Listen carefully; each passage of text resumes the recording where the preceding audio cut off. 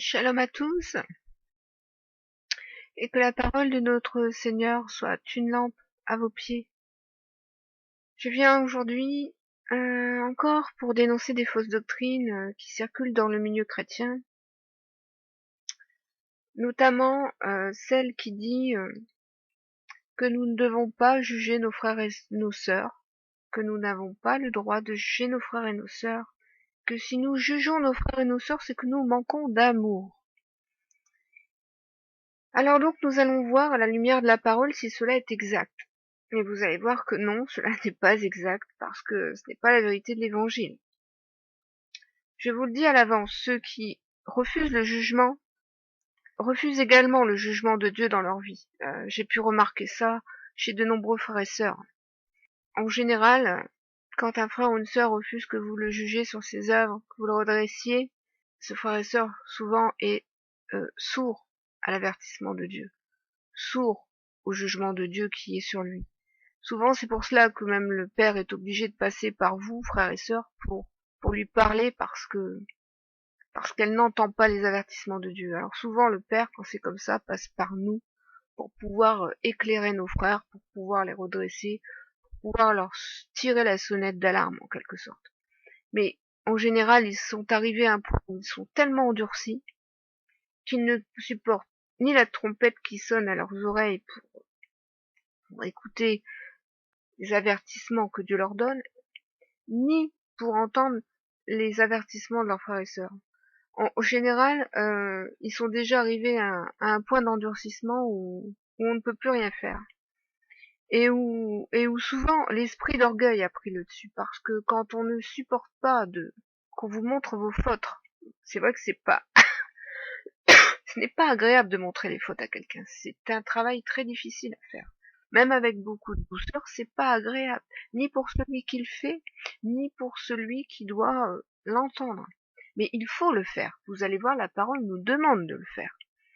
Mais en général, quand votre frère ne supporte pas que vous le repreniez et refuse d'entendre euh, la justice de votre bouche, c'est parce qu'il a pris d'orgueil, il se vexe, il se trouve humilié parce que vous le reprenez. Alors qu'il n'y a aucune humiliation. Ce que vous faites pour lui, vous le faites par amour pour lui, parce que vous voulez qu'il revienne dans le droit chemin. Vous voulez pas qu'il fait naufrage dans la foi. Vous voulez ramener à la foi. Vous voulez le fortifier. Vous voulez le ramener parfois de son égarement, parce que parfois la personne est dans l'égarement. Mais souvent, ces personnes sont arrivées à un seuil d'endurcissement à cause de leur orgueil. Et justement, s'ils se sentent humiliés, blessés, euh, ce n'est pas parce que vous leur avez mal parlé, ce n'est pas parce que vous avez cherché à les détruire ou à leur nuire, c'est parce qu'ils sont dans l'orgueil, dans la vexation de leur propre ego, comprenez? Voilà. Et aussi parce que bien souvent, ils ont décidé à partir de ce moment-là de ne plus marcher avec vous et de marcher dans leur propre voie. Alors là, vous ne pouvez rien faire, vous êtes juste obligé de les laisser choisir leur voie, hein, parce que vous n'êtes pas responsable du péché de vos frères et sœurs. Vous ne devez pas non plus porter les fautes des autres, dit le Lévitique. Vous n'avez pas à vous charger du péché de vos frères et sœurs. Vous pouvez les alerter sur leurs péchés, mais vous ne pouvez pas vous charger du péché de vos frères et sœurs. C'est pas à vous de le faire. Alors nous allons voir ce que dit la parole en ce qui concerne le jugement. Est-ce qu'il est interdit de juger ses frères et sœurs? Est-ce que si vous jugez vos frères et vos sœurs, vous manquez d'amour? Alors on va voir cela. On voit que la parole est très claire sur le jugement. Notamment, s'il y a une confusion qui se fait dans l'Église, dans la pensée chrétienne, c'est Matthieu 7. Il y a souvent une confusion dans ce que dit Jésus dans Matthieu 7. Parce que lorsque Jésus dit dans Matthieu 7 de ne pas juger, et souvent ces personnes vont vous prendre ce verset pour vous le mettre devant la figure, là Jésus parle de ceux qui ne se sont pas jugés d'abord eux-mêmes. Et il parle de ceux qui se permettent de juger les autres alors qu'ils sont eux-mêmes condamnables. C'est pourquoi d'ailleurs dans tout ce chapitre, il dira que vous devez d'abord retirer la poutre qui est dans votre œil, avant de vouloir juger et retirer la paille qui est dans l'œil de votre voisin. Mais la parole nous autorise à juger nos frères selon la justice. Parce que, en tant qu'enfants de Dieu, nous avons le droit de juger et de dénoncer. Que ce soit dénoncer le péché, que ce soit dénoncer les faux prédicateurs, les faux prophètes. Il est simplement dit que nous ne devons pas juger selon les apparences, mais nous devons juger selon la justice. Vous trouvez ça dans Jean chapitre 7 verset 24. Et le Seigneur nous ordonne de juger selon la justice, c'est-à-dire juger selon la parole de Dieu. Si nous jugeons selon d'autres critères que la parole de Dieu, nous désobéissons. Il faut comprendre aussi que juger, ce n'est pas condamner. Juger, c'est discerner et utiliser le discernement. Parce que les enfants de Dieu doivent discerner et juger en s'appuyant sur la parole. Comme le dit Paul, nous devons juger ceux du dedans, il dit, c'est-à-dire l'assemblée, c'est-à-dire nos frères, nos sœurs. Vous le trouvez en 1 Corinthiens 5. Qu'ai-je en effet à juger ceux du dehors? N'est-ce pas ceux du dedans que nous avons à juger? Pour ceux du dehors, Dieu les juge. Vous voyez bien ici que Paul vous dit que vous n'avez pas à juger les païens en fait. Les païens, ce sont ceux du dehors. Ce qui se passe dans le monde, c'est ce qui se passe dehors. Ça, c'est Dieu qui en juge. Ce que vous avez à juger, c'est ce qui se passe dans votre église, dans votre assemblée. Vos frères, vos sœurs. Et d'ailleurs, à ce sujet, il est dit en Matthieu 18, verset 15, « Si ton frère a péché, va et reprends-le entre toi et lui seul. S'il t'écoute, tu as gagné ton frère. S'il refuse de t'écouter, dis-le à l'église.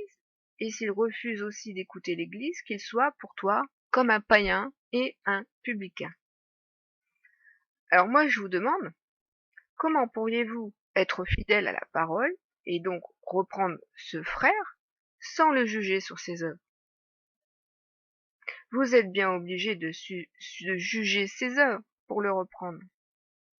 Donc vous voyez bien ici que vous pouvez juger votre frère et le reprendre. Ce n'est pas pour ça que vous manquez d'amour, hein. Bien au contraire, c'est parce que vous l'aimez que vous faites cela. Parce que vous vous souciez de lui et vous ne voulez pas qu'il fasse naufrage dans la foi, tout simplement. Vous ne voulez pas qu'il perde son âme. C'est de l'amour pour votre frère. Ce n'est en rien de la condamnation et ce n'est en rien un manque d'amour comme certains vous le disent. Il est dit encore en Éphésiens 5, versets 10 à 13, « Ne prenez pas part aux œuvres infructueuses des ténèbres, mais plutôt condamnez-les. » Donc là, vous devez bien juger les œuvres des ténèbres pour les condamner et les dénoncer. Paul dira même, « L'homme spirituel juge de tout. » 1 Corinthiens, chapitre 2, verset 15. Parce que oui, nous sommes devenus spirituels et nous jugeons de tout spirituellement. Parce que nous avons aussi reçu l'Esprit Saint en nous. C'est pour ça que nous pouvons juger de tout spirituellement. C'est spirituellement qu'on en juge, c'est-à-dire selon l'Esprit Saint également. Et ça, il faut bien comprendre, frères et sœurs, que quand vous vous opposez à un jugement de l'Esprit Saint, c'est à l'Esprit Saint que vous vous opposez. Attention. Attention. Hébreux 5, verset 13 nous dit également, « Or, quiconque en est au lait n'a pas l'expérience de la parole de justice, car il est un enfant. Mais la nourriture solide est pour les hommes faits, pour ceux dont le jugement est exercé par l'usage à discerner ce qui est bien et ce qui est mal. » Alors vous voyez bien ici, donc en Hébreux 5, que c'est une preuve de notre maturité spirituelle, le fait que nous pouvons juger. C'est une preuve de maturité spirituelle, de ceux qui ont reçu la nourriture solide. C'est quand on arrive à maturité spirituelle qu'on est des hommes faits, qu'on a la nourriture solide pour que notre jugement soit exercé par l'usage, à discerner ce qui est bien de ce qui est mal. Donc ça relève de la maturité spirituelle. Vous allez voir aussi, alors, Paul dit aussi cela concernant lui-même. 1 Corinthiens 10, verset 15. Il dit, « Je parle comme à des hommes intelligents. Jugez vous-même de ce que je dis. » Vous voyez bien ici que Paul autorise ses frères à le juger sur ce qu'il dit. Il les invite même à le juger sur ce qu'il dit. Donc vous voyez bien que la parole vous autorise à juger vos frères et vos sœurs. Il n'y a aucune ambiguïté dans la parole. Il dira également 1 Corinthiens 14, verset 29, « Pour ce qui est des prophètes, que 2 ou 3 parlent et que les autres jugent. » Mais mes frères et sœurs, les prophètes, ils sont dans l'assemblée. C'est vos frères et vos sœurs qui prophétisent. Donc quand Paul dit que 2 ou 3 parlent et que les autres jugent, vous voyez bien que Paul invite les frères à juger les autres frères qui prophétisent dans l'assemblée. Donc vous avez le droit de juger vos frères. Et sur la droiture de leurs paroles, sur la droiture de leurs actes, il n'y a aucun souci là-dessus. Donc vous voyez bien que la parole vous autorise à juger. D'ailleurs, Yeshua félicite l'église d'Éphèse dans Apocalypse 2. Il dit, « Je connais tes œuvres, ton travail et ta persévérance. Je sais que tu ne peux supporter les méchants, que tu as éprouvé ceux qui se disent apôtres et qui ne le sont pas, et que tu les as trouvés menteurs. »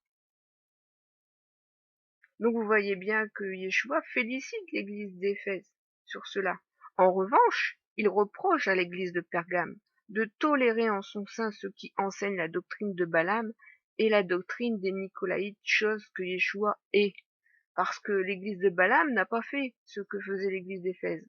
Elle n'a pas jugé les mauvaises doctrines qui étaient dans l'église. Et Yeshua condamne cela. Donc voilà, mes frères et sœurs, ce petit témoignage, ce petit audio pour vous montrer que, attention aux fausses doctrines, attention aux frères et sœurs qui vous accusent de manquer d'amour quand vous jugez, qui vous accusent de pécher même quand vous jugez un frère et une sœur. Cela est complètement anti-biblique parce qu'eux-mêmes ne sont pas droits. Et nous savons que ceux qui ne marchent pas dans la droiture ne marchent pas dans la parole.